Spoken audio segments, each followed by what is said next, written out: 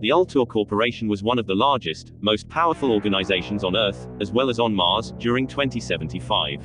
In order to maintain their power, the corporation relied on their security forces to keep a tight grip on their colonies, especially the Ultor mining complex on Mars. The security forces on Mars were split into 5 divisions. Division 1, the Envirosue Guards. They were the most commonly seen security guards deployed across the mining complex, and maintained order within the mines, and in other areas that were exposed to the dangerous Martian air.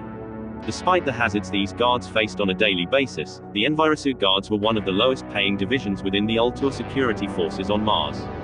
They were undertrained, underfunded, and most of them weren't even qualified to carry a firearm, so they were more commonly seen wielding the Ultor control batons, a weapon that was much cheaper to supply, and much easier to use for a rookie. The more senior members of the division were posted in high-secure areas, such as the spaceport, docking bays, and the cave surrounding Axel Capex labs. They were also armed with better weapons, such as combat shotguns, assault rifles, snipers, and more. The Envirosue Guards were also trained to pilot various vehicles, such as the Ultor APCs, and the Ultor ATVs. It is also believed that this division piloted the Ultor Easier fighters, although there are no records to confirm this. Division 2, the Standard Guards. They were posted in most general areas within the mining complex, such as the barracks, geothermal plants, and the administration sectors.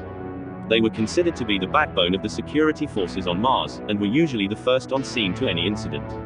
The Standard Guards were reasonably trained with most firearms, and were known to use USP pistols, combat shotguns, and submachine guns. They also carried handcuffs, which they used to detain miners who would cause trouble. Division 3, the Riot Guards. They were the least active guarding division in the entire Ultor Security Forces. Rarely seen outside of a guard training facility, they were called in during protests, or when news of a riot was likely. The Riot Guards were mainly armed with Ultor-controlled batons, and combat shotguns. The Riot's guards were later phased out when the revolt turned out to be more than just a small riot. Division 4, the Guard Commanders. They were in charge of entire squadrons of security guards, in different sectors of the mining complex. They were well-trained, and well-paid.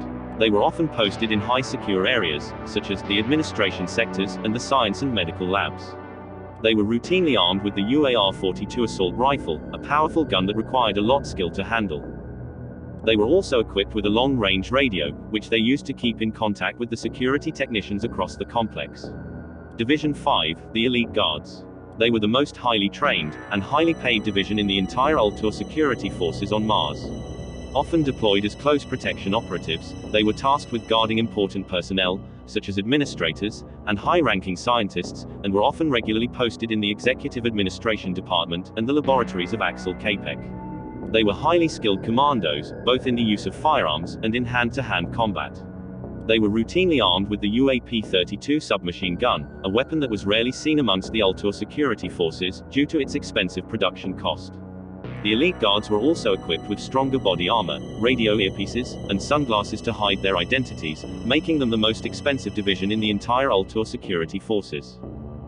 After the EDF took control of the mining complex, the Ultor Security Forces were disbanded, with most of the surviving members being sent back to Earth, to face trial for Ultor's crimes against the oppressed miners.